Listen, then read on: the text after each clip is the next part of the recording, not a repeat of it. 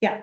And then, for some reason, one of the main things that stuck with me was kind of the pricing matrix for water that towns require. And how much variation there was and how severe those costs were. And my dad has worked in construction for the last 30 years, and with the recent tariffs that went into effect with lumber from Canada, he's been telling my family a lot about how much havoc that has already kind of created in the lumber market and in the industry. And so I've been thinking about how much those changes in pricing in combination with like the already severe cost of water and things might affect the availability of housing and like what kind of people are able to afford housing, if all of those extra costs are eventually going to be reflected in, what the consumer pays. So, yeah, scary stuff. Yeah, water is a piece of it, but it's definitely not the whole piece of affordable housing, as we saw. Yeah. Construction costs, big piece of that. Any other thoughts? And I'll also bring up, so we had our stakeholder mapping exercise.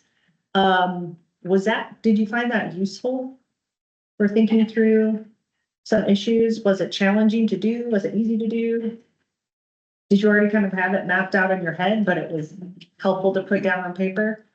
It was, my struggle was I knew who the stakeholders were, but like where, in what quadrant to place them and like how to prioritize different groups over other groups. And that was maybe the more challenging aspect of figuring it all out. So. Yeah.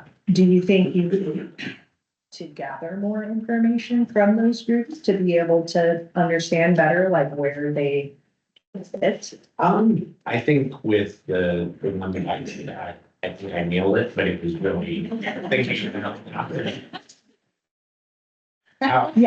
to classify them, and it wasn't a way that I thought about them. So like I think we're engaged with these different groups in the ways that we need to be currently, but thinking about how to prioritize them as we move forward, and maybe prioritizing groups that we've been like in more contact with at a lower level was maybe a bit of a struggle. So yeah.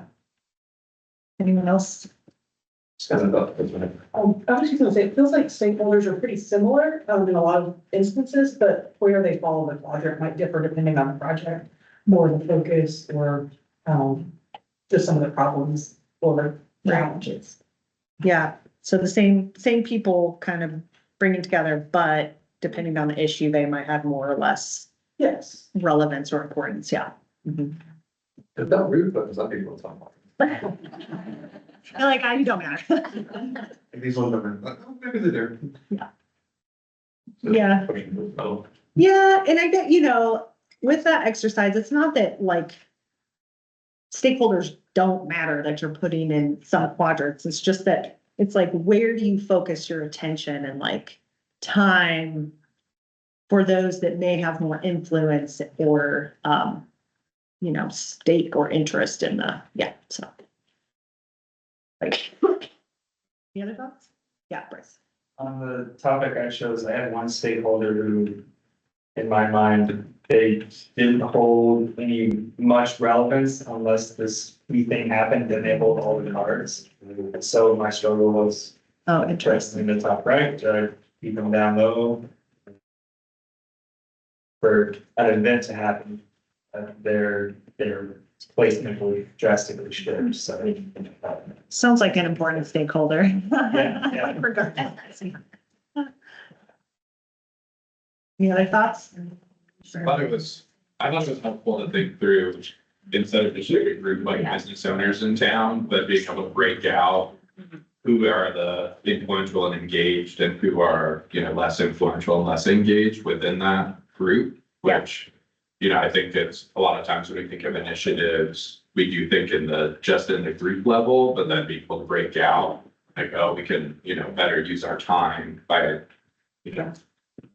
working with the more engaged, more influential stakeholders, but not ignoring the others, but being able to end up finding that out was helpful. Yeah, good point. We often like just group everyone in this general lump of stakeholders, but they actually have different interests and different levels of engagement. So good point. Okay, well, let's get started so we don't get too behind.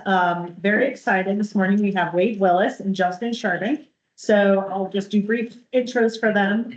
Wade is the open space and trails manager for the town of Windsor. He grew up there. He's a CHU graduate. He's worked for the town for over 20 years. He was 11 years old when he remember seeing an article in the Greeley Tribune, Pooter Trail to connect Fort Collins to Greeley. So as a cyclist, he was very excited. He's been involved in the Pooter River efforts, including serving as past chair of the Pooter Heritage Alliance Board of Directors and a participant in the Pooter Restorative Study Action Work Group, the Coalition for the Pooter River Watershed, and he met his wife leading a volunteer effort on the Pooter Trail near the Pooter Learning Center. So everything around. And I'll introduce Justin as well. He is the Natural Areas and Trails Division Manager for the city of Greeley. He's a dedicated natural resource professional with eclectic professional experience and a strong skill set in a variety of environmental natural resource water management topics, including open space, water rights, volunteer management, research, wildlife management, GIS, and urban nature integration. His primary roles include strategic planning, oversight of culture building, budget planning and funding development, land conservation efforts, policy and enforcement, capital project development and oversight, community engagement, just a few things, and advocating and planning for division growth. So let's welcome our two speakers and their connection. Good morning, everybody. Thanks for having us. Justin and I know. Okay, I won't break it, I promise. Justin and I have been doing this presentation to water literate leaders for what, 4 or 5 years. I work with a lot of you in this room. Great to see you all again. And I'm sorry if you're going to hear Wade's talking head that he always says every time he's in a meeting. Trails are most important. Trails along water are most important. Open space is most important. And we're going to do the same thing.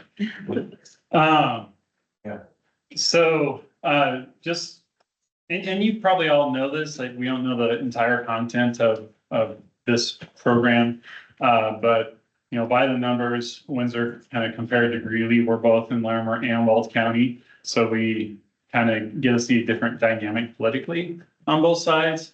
It's 26 square miles, current population. This is last year's number, so we're probably up to 70,000 Jason. And then our projected build out's 102,000. We have about 550 acres open space and 28 miles of off-street trails. Last year I showed we had 52 miles.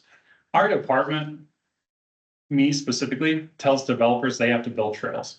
And I took all the ones off that I told the developer they had to build that they maintain. So we physically maintain 28 miles of trails. We, because of what we do in our department, have had over 52 miles built. And similarly, so our next door neighbor to Windsor, Greeley. So we're right on probably 150,000, somewhere in that ballpark, growing quickly. With a projected build out of maybe 300,000 to 450,000, depending on densities over the next several decades. So really has a lot of land and water to continue to build up to its growth management boundaries. We have just about 2,000 acres of natural areas. Most of them are publicly accessible. 34 miles of off-street trails with 11 miles of the Pooter River Trail under our jurisdiction. And just to differentiate between natural areas and open space, for all intent and purpose, they're the same. Just different municipalities use different terminology to make it complicated. So to tee up things a little bit differently than Justin and I historically have, we thought we should talk about the why we do what we do, beyond that it's just the best job in the world. But what's the impact? And if you just, any quick search on the internet, you'll find so much supporting information of how important nature is. And, I think both Windsor and Greeley have kind of this goal of like every resident is about 10 minutes walk from a trail or from nature. And with 120 minutes being what somebody should have for good health, we often think of ourselves as like the pre-911. Like, we're trying to keep people from having to call 911. from having the heart attack, from having the mental breakdown. And then you can find a lot more resources. This is from an American Trails session I attended, but just talking about like our open spaces, what the economic benefit is, just having these big open grass areas, the carbon impact, reduction impact, water retention, just the overall benefit to the nature. Did you have anything you wanted to add to that, Justin? Yeah. And then, as was mentioned in my intro, I am currently on the board of the Food Heritage Alliance. That is the managing entity for the Cache la Poudre National Heritage Area. It's a federally funded organization currently. In 2017, we did an economic impact of what the overall river corridor, the National Heritage Area represents. And the Heritage Area represents basically from the mouth of the Poudre River Canyon all the way to the confluence. 2017 numbers, $54.2 million direct, 27.4 million indirect. So overall, $81.6 million, just overall representation of the economy. And then, this is a national perspective, again, from American Trails. It's American Trails, but there's just big impact from having access, the ability to get into nature trails, from being able to provide jobs for people to maintain it, to the jobs that are producing products that people use to get out on the trails. It's big money. And I think it's one of the things we're talking about really a lot is bringing employers that bring high value jobs, high technology jobs at times, and companies like that, they want a connected, walkable community. So trails are the primary tool to do that, right? So one of the things that a lot of companies will look at is exactly that, is how walkable, what's the walkability score in the community? How many acres of open space and trails do they have? So it's not just, we love our trees and we love to hug them, but there's the economic piece as well that is really critical as you build infrastructure throughout the community. And so it's kind of segueing into a little bit of so why they're important, right? I think we've demonstrated that. We could spend our whole time just talking about the demonstrated benefits of open space and trails in a community. But then we start to think about the people and the communities and how we really start to operationalize this. So we'll talk as we get toward the end of our presentation about the actual nuts and bolts projects on the ground, especially along the Poudre River. But we wanted to talk a little bit about kind of higher philosophical and strategic planning. So this is a snapshot from our 2022 strategic plan, what we call it Get Outdoors Greeley Plan. It's really kind of goes from left to right, where it's kind of our history, where we come from. We don't want to throw that away, right? We want to embrace our history. We want to understand that. And so there's our indigenous people in the Island Grove area and some of the important native areas. We've got agriculture and the confluence of the Poudre and the Platte and all those kinds of things that make up our community. And then we start to move forward and we say, well, what can we dream of? What can we envision? So we had a very in-depth, about a year-long public engagement process, and some themes came out of that, which created our strategic plan. And so you can see on the right-hand side, really what we're trying to look at and how we operationalize this vision of our vision statement, which is a community connected to nature. So how do we do that? How do we have everyone within a 10-minute walk to nature from their work, from their home, those kinds of things? Next slide. And so we used to think in our field a lot about conservation sometimes versus recreation, right? So do we protect this habitat of wildlife over here or for wildlife over here, or do we let folks, have fun and connected in nature, which are both extremely important? And at times those clash, not always, but at times those clash. We now think of things a little bit more nuanced. We start to think of things of not just conservation, that stays, and recreation, how do we go out there and enjoy it? But then that kind of fundamental access piece, that 10-minute walk piece. So we're also thinking about all these kind of pieces, right? So within each of these areas, there's a spectrum of recreation that people are interested in doing on your sites. In conservation, there's a suite of opportunities and constraints, challenges around how to we're not in federally designated wilderness out here. We're in communities that are growing and changing, and we all live here. And so we're not gonna have these pristine areas, but how can we make them as healthy as, ecologically healthy as possible? And then there's the whole people side. And the people side of not just, hey, I want to go have fun on my mountain bike, but rather how do we have these fundamental access pieces so that folks can have, lower chronic health, outcomes, have areas where mental health and emotional health and those kinds of things can be benefited from getting out into nature. And so that's really where we start to think a little bit more now. So really, Greeley is representative of what Windsor does in many ways. And that's why it's easy for Justin and I to share this presentation, because a lot of our information really overlap. We were responsible for pretty much the same things in each of our communities. This is from the Park Rec and Culture Strategic Plan in Windsor, where we just heard overwhelmingly that people want river access, a river walk, mountain bike and hiking trails, natural areas, wildlife habitat, walking trails, outdoor splash parks. And I think our town board members that are sitting in this room can tell you that even though this is a Park Rec and Culture Strategic Plan, we're also hearing that from our overall strategic plan. They want more trails. They want more access to nature. And Greeley hears the exact same thing through their planning process. But it's important to realize, and those of you that are in government, those of you that are in the nonprofit sector, none of this happens without a lot of key collaborations, a lot of partnerships. This is just a few. I'm sure we're forgetting some. But when we talk, one thing, we just added this morning because I feel like it's often overlooked, especially when we think of this incredible asset like the Poudre River Trail. If it wasn't for some incredibly generous people that both owned land along the river and had a willingness to donate or let people buy these easements. I mean, they had a pristine corridor. They had exclusive access to these areas.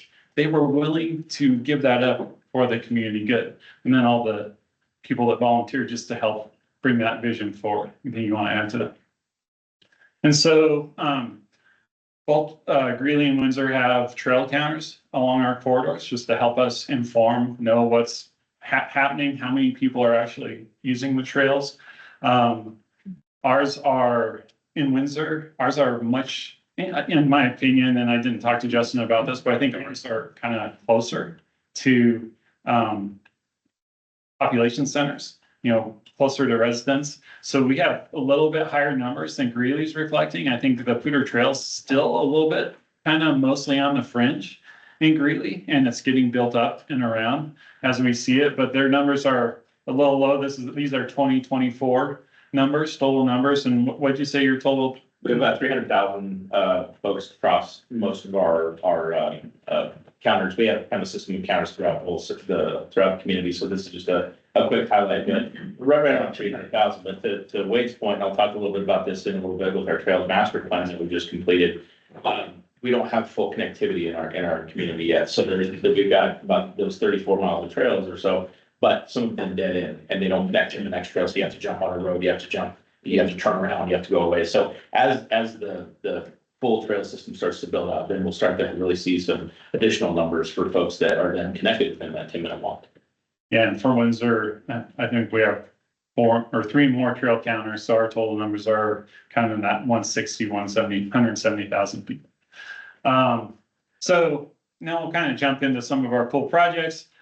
We highlight these just because, again, we're reflecting that demand of our community. And so this is our Tiger Open Space. This is located at the intersection of 392 and Colorado Boulevard. It wasn't originally intended to be kind of along the Poudre River Trail corridor, but because of, and we'll show you in a few slides, how Larimer County is having to tie in, it's actually now kind of becoming the Poudre River Trail corridor. And so what we have done, what our town board has supported is creating more access to this area, going back to those themes of our residents want more access for fishing, more trails. We have increased the parking lot size. We've almost doubled it from what it was. And then we've created a non-motorized boat slide. I can't wait to see the first kid that tries to ride that thing. and then a fishing pier out over the water. And these pictures are from last week. We're anticipating we're gonna open sometime in April. And then just a couple of key pieces. This is our Eastman Park River Experience Phase 1. And I won't go into a lot of detail there. I'm hoping this video will play without me having to pop out of it.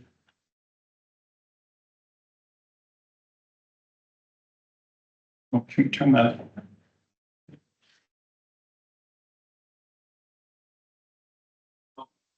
It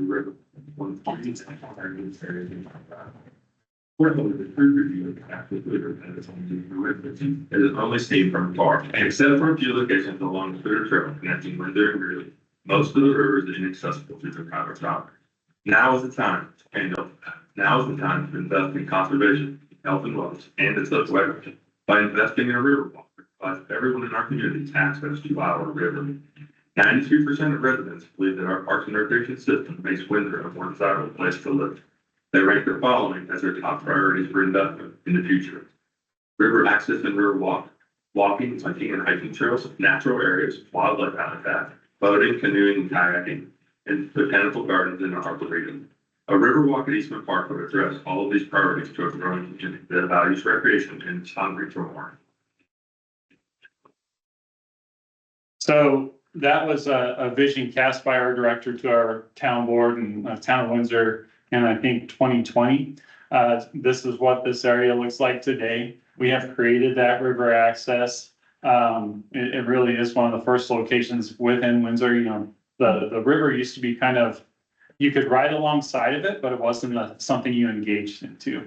And we felt that was a huge deficit for our community because they weren't learning to respect nature and engage with it in a respectful manner.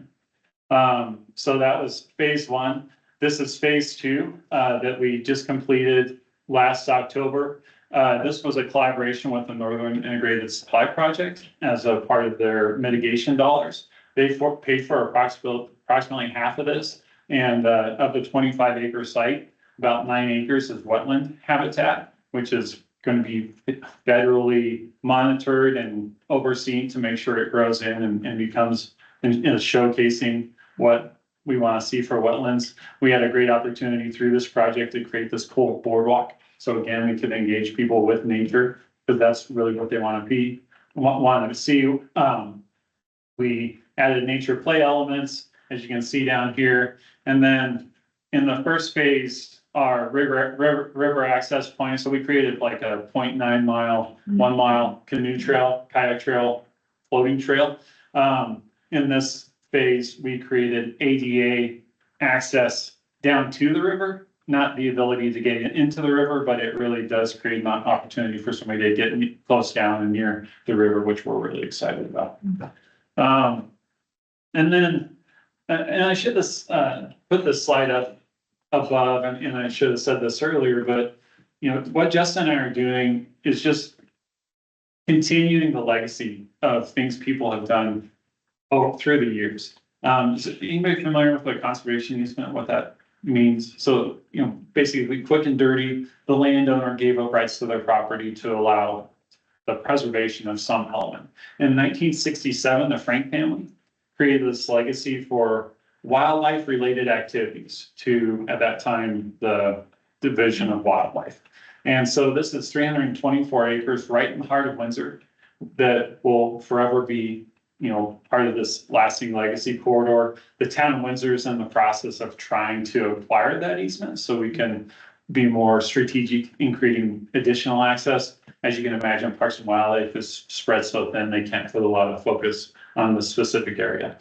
And then as it relates to planning, one thing that the town hired a consultant to do a couple of years ago was really to try to articulate, as we are seeing development occur, really trying to articulate what are the needs of the river from an ecological perspective. And this is very high level, right? Like this isn't getting into the brass tacks of engineering and flood control and so on and so forth, but really from an ecological perspective, wildlife habitat support, just basic river function. And we created this concept of, you know, when we're working with a developer that's developing in an area of the river, this is the areas that we should kind of consider no-no areas, or areas we want to try to minimize the impact. Even though the Poudre Trail from many, many years ago is already in those areas, we don't want to limit any further extent to that. Justin, did you want to touch on this one? Yeah, I think so. We'll show you kind of several things here, but one of the great things that I appreciate about our partnership with Windsor and beyond in the corridor is, and hopefully you've talked about this already, that whether it's water, whether it's wildlife, they don't respect political boundaries, right? They don't care if they're in Timnan or Fort Collins or Greeley or Kersey or whatever. And so the more watershed level planning we can do together is always beneficial. So we try to work on that pretty consistently. So this is a now fairly older plan that the Poudre River Trail Corridor nonprofit commissioned a number of years ago. I started looking at that sort of Windsor down to the confluence area of the Poudre to look at some broader level planning. And so we've taken that to Wade's point of those that have gone before us to continue some of the work in the regional kind of corridor framework. One thing I'd like to add real quick to that. So when the original vision of the Poudre River Trail was developed, it was, let's build a trail along the Poudre River, period. Right? And so I won't speak to the motivations of the people at the time, but I would assume like the easiest path forward would say, hey, landowner, will you give us a 20-foot wide easement? There wasn't a vision to create access to the river. And I think that's what's really important to recognize in this plan. This was after Greeley, the Poudre Trail was completed from basically the northwest edge of Windsor all the way through Greeley. What's our next steps, right? And so that's why you see promote and program trail safety, river recreation. It really is casting that broader vision of looking at this entire corridor and not just this 20-foot wide ribbon easement. And then through our another great partnership, the Coalition for the Poudre River Watershed, they funded a master plan. It was a grant funded master plan that kind of after the 2013 floods, we're like, hey, we really should look at the entire corridor all the way on the lower Poudre. So basically, Fort Collins is its own entity. The Upper Canyon is just a different part of the river. And so basically everything from like I-25 east is considered the lower Poudre. And it's often, going to Justin's point, kind of be diplomatic here, ecology, resource preservation has always been a very high value in Fort Collins that has been a priority for the overall community. And for whatever reason, it just hasn't been, it's just because of probably many factors, it's been slower to take hold lower down on the river, right? And so some of these efforts, it really is bisected by I-25, even though the river doesn't stop at I-25. So we're kind of catching up in a beneficial way because we're learning from our great partners in Fort Collins and that legacy. So anyway, this is this vision of, if we really want the river to be a river and let it do what it needs to do, this is a way we could do it, right? Do we help reintegrate braiding of the river, right? Give places for the river to go when it floods. So we're not like LA and it's just a concrete channel that's being shot through the community. And then we're working on a few projects right now in both our areas with Coalition for the Poudre River Watershed. Reach 13, which is kind of west of 95th Avenue, and between Windsor and Greeley, and then Reach 16, which is the Signature Bluff Natural Area, the Red Barn open space area. If anybody's ever been really, where we're starting to implement, at least from a design standpoint, some of the recommendations for the lower Poudre plan. So that's really exciting that we're not just looking at this master plan and say, wow, there's a lot to do, but we're actually delving into some of the implementation of that. And I'm sure Megan has let you all know about the coalition, but these are all grant funded projects. And unfortunately our communities don't have the funding to continue these legacies all the time. So, the funding that the CPRW has been successful in acquiring is important for this work to continue. And this is actually a picture from yesterday. I was in Denver all day with a consultant. So we're really excited about a new initiative that the city really has taken on called the Poudre River Restoration Initiative. This effort is looking at the Poudre River from as it comes into Greeley Growth Management Area to the confluence of the Poudre and the South Platte, which is the eastern extent of our growth management area.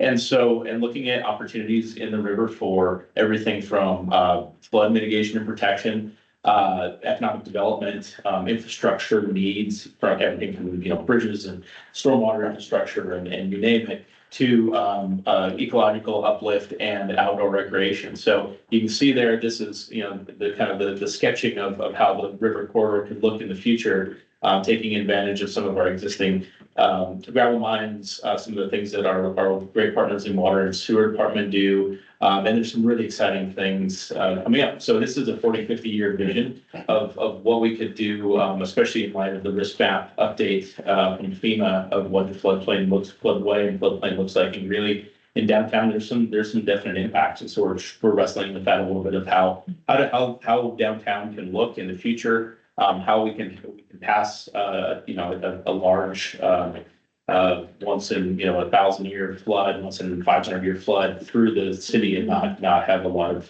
life and property loss. So really excited about that. Shifting into a little bit different, so we're talking a lot about the river, but we also, how do we connect that, right? So remember that 10-minute walk thing there. So the next one. So this is our recently adopted trail master plan. So our council adopted this about 2 weeks ago. And we envision, so 34 miles of trails today. The green and black dotted line is our long range expected growth area, or basically where it really can grow to currently. We've envisioned about 120 miles of paved trail in that, plus soft surface trail within our open spaces. And so that's a robust vision. That's a dream. It's probably $500 million if we built it all today. So there's a lot going on there. So we tried to really prioritize that. And you can kind of see some concentric circles. So you can see that it's a little bit hard on the screen, but there's kind of a charcoalish kind of color. Those are our priority one trails sections. So the ones that are kind of right there within the existing growth. The green are the priority two. So as we go out further and growth continues to grow or move out in the community, then we'll hit those. And then it's supposed to be tan, but they're this kind of, whatever this color shows up, almost an olive. That is our priority three. So, you know, 20, 30 years out. So we wanted to, our last trails master plan was in 2002. And it did not look at the full growth management area at the time, and it might have not even have been the same. So we really wanted to look at this and how it connects to Windsor, how it connects down to Evans. The regional MPO corridors are reflected in this as well. So our goal is to build 17 miles of our priority one trail over the next decade or so. And so we're really excited about that. That'll provide that connectivity that I was mentioning is currently missing, where you can right now kind of go and hit a bit of a dead end and you can't either turn around or kind of go on the street system. So we're working on that. And we're really excited about where that's going to go over the next 10 years. Justin, do you mind if I ask a question now, or I can wait till the end? Either way. With these trails, what percentage would you say is going to be conditioned on development versus you guys acquiring easements and building it yourself? I'll tell you in like 10 years. We're going to be opportunistic, right? So if we can work, some of them are very clearly 83rd Avenue, this one right here. So this is a priority too, but it's a great example. It's within a public service easement right away. We will build that. No other developers, it's probably not going to make sense for them. So there's some that are really obviously us. There's some that are really obviously going to be from development, and then there's some that are maybe kind of the gray area. So every time, I mean, we review every development project that comes through the community. We're always looking at not only our areas of ecological significance from a conservation standpoint, but also does anything in this development connect to or overlap our trails, priority trail corridors, and if so, then that's when we start those conversations. So it's really going to be opportunistic, and I think it's going to be a real hybrid approach. Cool. So, though we get to talk about these cool things, the future, we also have to go back and fix some stuff from the past.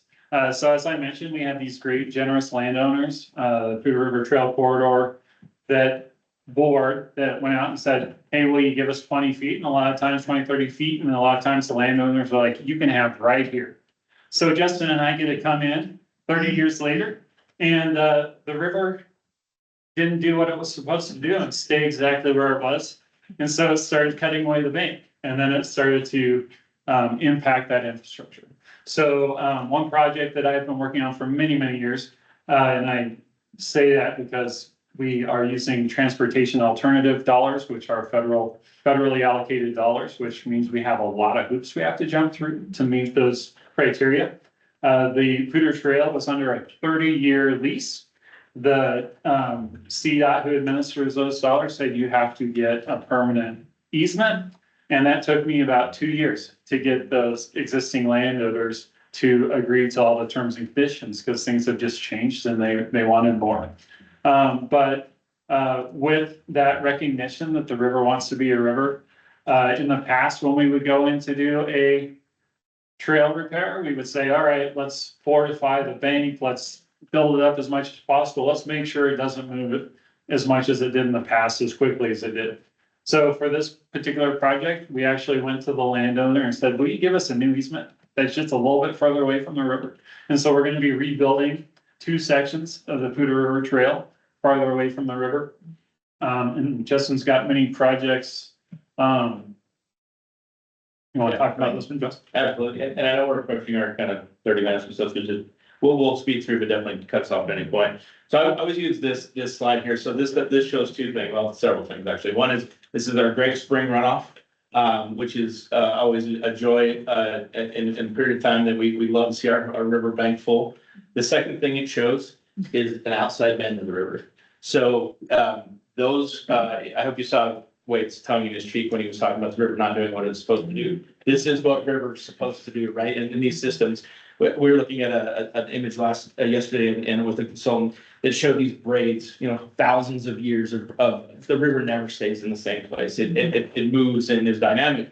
But as we started to build along that over the past 100 and so years, we've started to armor these banks, we've started to do these things. We haven't let the river do what it wants to do. And so there's consequences that ensue. And then the third thing that this image shows is that point of the landowner said, yeah, go ahead, 20 feet, and you put it right here. And many times that was right next to the river, right? So as we're going through now, and you can hit the next slide there. As we're going through, we're starting to have some of those consequences. So this is a great example. This is the Duran section, just downstream of 71st Avenue and the Red Barn Trail trailhead. So this is one of those sections that we have 30-foot wide trail easement right next to the river. River, another outside bend. You can see the river's coming this way. It was undercutting the trail for years and years and years. 2013 flood, 2014, and it was becoming unsafe for the public. So what we've done is we worked with the landowner. She gave us a little bit more land, about 1/2 acre, that we could push the trail just far enough, and then we rebuilt the river bench. So before this riverbank looked like this. It's effectively a ditch, and the Poudre River is effectively a ditch.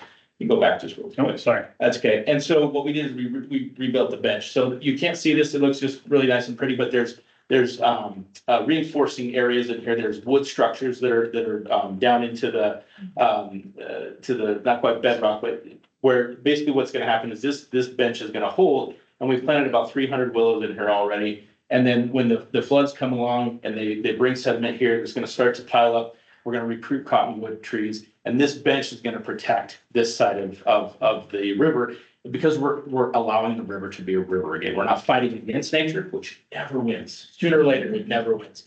And we're starting to work with nature and allow the river to be the river, and that's a much more sustainable fix. But this is about 500 million feet, somewhere like that, almost $1 million, right? So times 40, 50 miles, that's going to get expensive.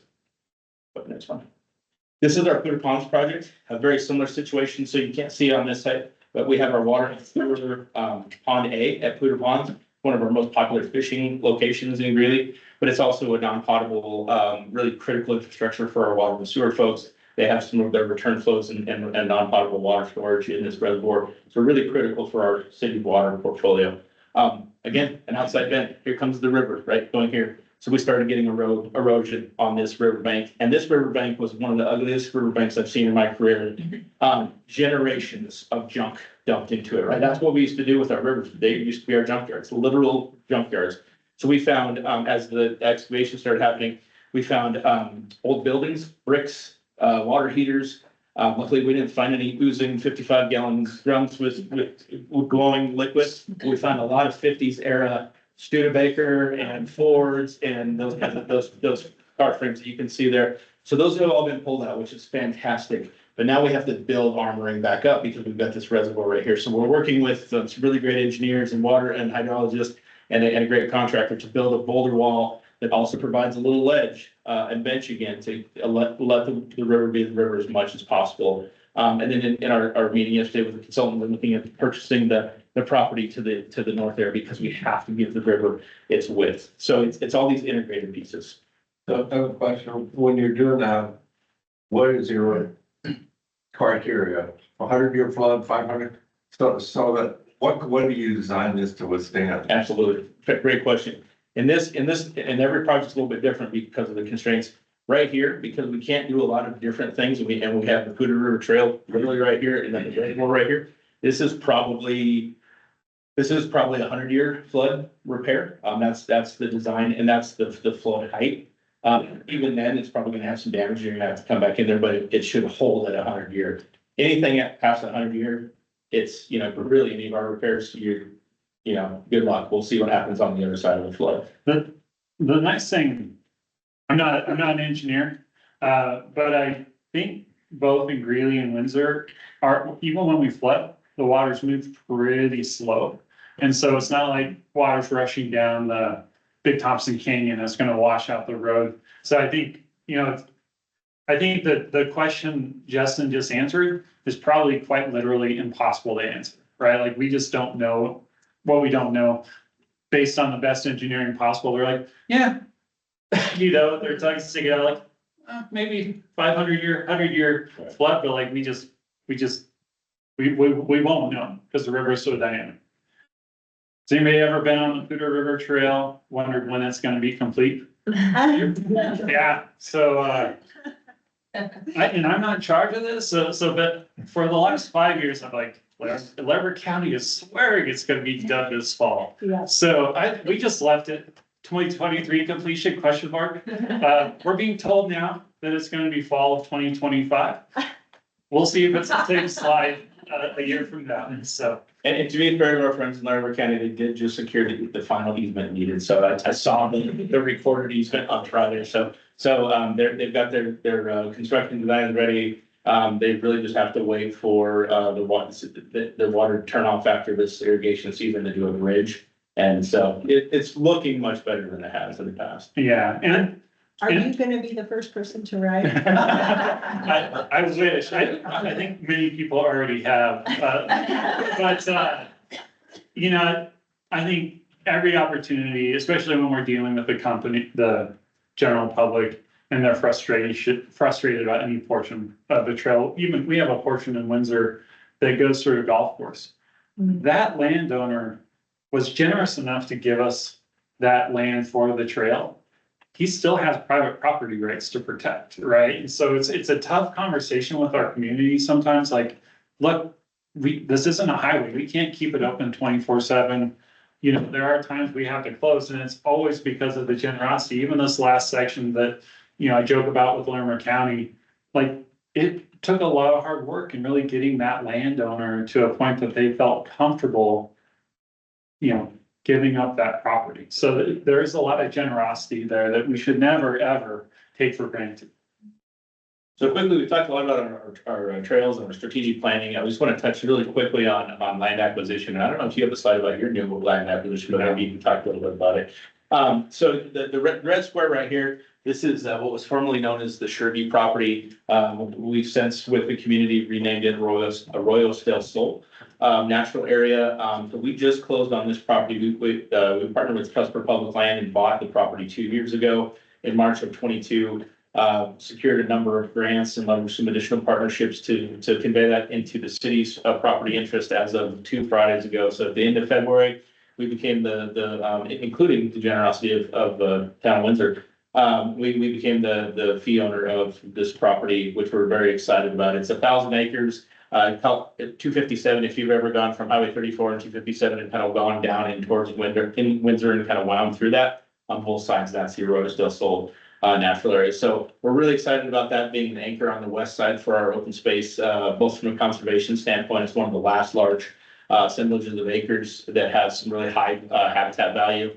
This is the bluff system out there, the Poudre River flows through it. And we've found, I think, 94 various species out there, 2 threatened or endangered species out there. This is a very rich area. You wouldn't know it as you're kind of winding down 257. This is a very rich area. So from a habitat standpoint, with our partnership with CPW, Colorado Parks and Wildlife, very high value very high priority property. And then from a outdoor recreation standpoint, we've just completed our site plan for that, looking at about 11 to 17 miles of trail, everything from ADA accessible, go out there with your stroller or somebody in a wheelchair and really look over the bluffs, up to long distance running and single track mountain biking skills. So just a few sort of snapshots of what we're doing there. So very exciting. And in that very first map, and you don't need to go back to it, it just talks about development pressure.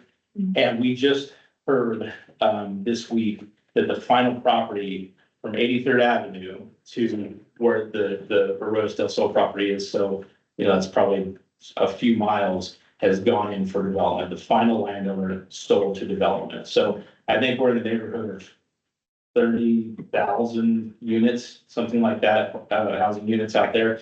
Really is going to continue to grow in extremely fast pace, especially on the west side. Nothing wrong with that, but we need to make sure that we as an open space program can also keep pace with that and acquire land, build trails, connect the community, because once these things are gone, they're gone forever. Unless the flood comes through and blows something out, you get one chance at this open space thing, and once it's gone forever. Was that 14% growth? Was that from last year? That might be a little bit dated, but it's probably very representative. Not sure, but 14%. 14% population growth, We're expecting about 2% a year. 2% A year. a year? Okay. So we're showing all this cool stuff. It's always important, like how the heck are we paying for all of it? Yeah, we're almost done. One of our biggest funders is Colorado Lottery Conservation Trust Fund. So go buy lottery tickets. Each community gets a portion of those proceeds based on their population. And I don't know, I think these are maybe older numbers. And then development funds. City of Greeley, probably every single building permit gets a portion off of a house for trails. For trails. Yeah, and Windsor has a similar fee. It's for park and trail development. And we kind of have an internal policy. Trails gets about 30% of that, and the rest goes to park development. And then both Justin and I started a conversation a long time ago. Because both of our strategic plans identified, like, if you guys want to preserve open space, you need to figure out some sort of a dedicated funding source. And Greeley's currently continues to be in the conversations about that. There's no secret sauce to this. It's all timing and luck. Windsor was actually a full year behind Greeley. And this is all Wade's belief. It's not scientifically proven, but there was an area like north part of our town that had been farmland forever, and all of a sudden it started developing. And I think people just started to think, oh, shoot.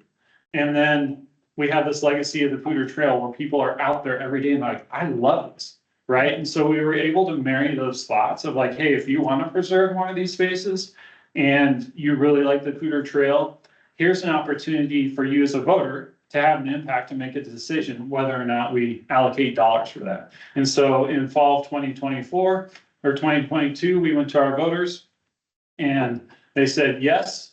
So we bring in a 1/4% sales tax, and it's about $2 million a year. It was originally projected to be about $1.7 million, but right now it's about $2 million. And we are very excited. We're trying not to get too excited because it's just under contract, but we do have 300 acres under contract on the north part of town that I think our town board and the entire community is really excited about. The last thing I'll mention on this, and this may be a good place to just kind of button up the presentation here, sorry we went long. But you can see that though we're a larger community, we trail our friends in Windsor a little bit economically in funding conservation. And currently, we don't have a dedicated sales tax. And just as context of the largest 20 cities in Colorado, only 3 don't have the benefit of an open space sales tax, be that on the county's share backside or a city. And that is Pueblo, Grand Junction, and Greeley. So we're trying to make that 2. And whether Tommy was here or not today, I would have mentioned this, that Councilmember Butler has been an annual spearheader of I'm finding 3 votes for it. of the conversation around open space. So yet again, in 2025, thank you, Tommy. We're talking again about upholding for open space sales tax, looking at ways that our leadership and electeds and the community may support that. The polling has been very strong and supportive in that. It's really more of our leadership and whether we can get those votes on council to get that. So thank you as always for your leadership in that space. I think maybe we can button it up. We're done. So, yeah. Yeah.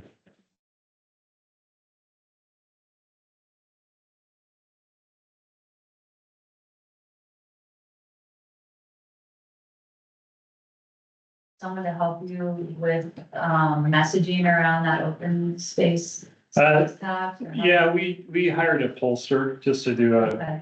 community survey and asked the community whether or not they'd support it. And helped us develop the language. We also partnered with Trust for Public Lands. They have an entire group that just helps with conservation plans. Thank you. And we had a strong, and I was part of this group, but we had a strong citizen campaign as well. So a number of folks, there's probably 15 of us in the community that rallied around and had as well, the municipality can only take a ballot member so far and they have to have hands off per table. So myself and some other great folks in the community help, push that with TPL, with Wayne, with our paid consultant to get that over the hump. So it was fantastic. And just to be clear, I'm not moving to Greeley, so I can help with yours. So, You can still. You guys have that in 2024, you said? no, it was passed in fall of 2022, so we have 2 full years of revenue generation, 23 and 24. And so as of the end of this last fiscal year, we were looking at just about exactly $4 million. Wait, how does that change the game for you? So going from not having a dedicated open space sales tax and being funded through CPF and everything else, and now in the post-funding years, what does that change look like for Windsor? Well, it's changed the conversation from I wish we could to I think we could. So, and it's been super beneficial to have the community behind us, to have town board behind us. I think one really critical way that it's transformed things is our leadership and our town board is looking at it as truly a tool for conservation. That $4 million, and there's another million in there, 900,000 that we don't need to go into where it came from. It actually came through development, is not enough to buy this 300 acres we're buying, but it's giving us the ability to repay dollars that we're borrowing from ourselves because we have a very healthy water fund. Because back to your initial conversation, that's a big concern for the town of Windsor. What's the future look like? How are we going to make sure we can serve water? So we're able to borrow from those fund balances. Our park and trail fund, we're able to borrow from that. But, in theory, I may not be able to buy anything for 3 years. But it's still, at least I'm at the table having conversations. Another huge way it's opened the door is there are a lot of entities. I was gonna suggest, if you haven't heard from them in the past, but Colorado Open Lands, that's a nonprofit that specifically is trying to keep ag water on ag land in northern Colorado. Or at least that's one person representing this area. And so that's a nonprofit, but it helps us show up at the table with a partner like that, right? It's like, okay, cool. How can we collaborate to figure out a solution on how we, make this into a solid nut that we could protect this land and preserve this land. So it's opened a lot of doors and a lot of conversations. A couple thoughts to add. One thing is, this land also came with 83 units of CBT water. Yeah. So we're quite Yeah. happy about that on the water side. And the other thing, what we did at strategic planning last year, or the year before, well, okay, how are we gonna pay for this? Prices are going up, and we finally, oh, wait, go find something, and we'll figure out how to pay for it. Basically, turn staff loose. And Wade did an excellent job of finding something, and that we're real proud of what you accomplished. Thank you. I'm still waiting for that platinum card so I can just go.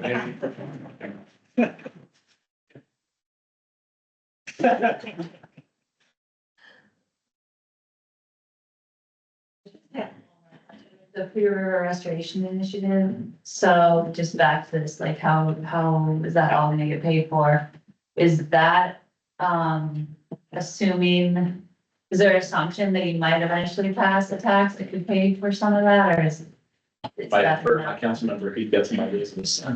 Yeah, we're actually gonna hopefully do some polling this year, around the open space sales tax and the public safety tax, which will probably take precedent again, but then get that out of the way a year later. That's how this conversation vote go, but, in part of the open space sales tax, we do have that with the river restoration. Voters tend to like river restoration projects. Pairing those together might make a lot more palatable. And then we did It have, might get before, but it's on ballot. and we did have river restoration in kind of the theoretical budget that we've been talking about with council over the years, but not to the scale that would be the river restoration initiative. So we're talking probably hundreds of millions of dollars, just really high numbers. When we were looking at, single digit millions in our previous situation where we, be long term. So either way, we talked yesterday, you do these kind of things before the flood or after the flood. And so, that's the decision point, and you're probably gonna do a little bit of both because these scales are so large, the dollars are so large. But working with folks like CPW, we're already proactively working in that. And just to go back to the first question, that's why the polling is so critical, because you're able to kind of dive into like, will you support this funding if it's used for this? If it's used for this, right? And so I think Windsor was incredibly lucky. Our community didn't identify a lot of handcuffs per se. They said just preserve open space and we can build on that open space. We can do, so we have a decent amount of flexibility. Internally, our philosophy with our town board is like, our number one objective is to acquire open space. We'll build later, but we gotta protect it now. Sorry, wait, one more. Yeah. Are you limited with your sales tax as, like, Fort Collins always refers to it as blue and green dollars? They have so much money they can spend on like acquisitions when the rest goes to maintenance and management. Is there? I got super lucky. The town got lucky, I think, because I think Fort Collins and Montgomery County, they're looking at having to go to the voters again, right? There's no sunset on our tax. It's allowed to be used for acquisition, development. And there's a third one, and I can't remember what it is, but we have a lot of flexibility. And I think as long as we do a good job, our community will be happy, right? Like we don't take that responsibility lightly. We're not like, oh, cool, let's go check out Wade's new car out here. For open space and trails, like we're really focused in on fulfilling that initiative. Let's give a round of applause.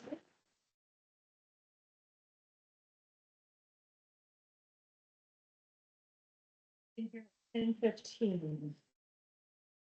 Yeah, thanks. Glad you got it working. I know, right? So we're still those things here. Yeah. Your business. Let's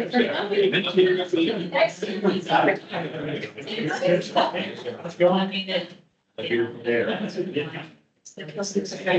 For a channel, I think I've emailed, but up here to the sneaking pictures of you, Amy, we appreciate that. She wanted some pictures of you presenting. So I took some shots and sent them over to Amy. So that's nice. Yeah. Great information.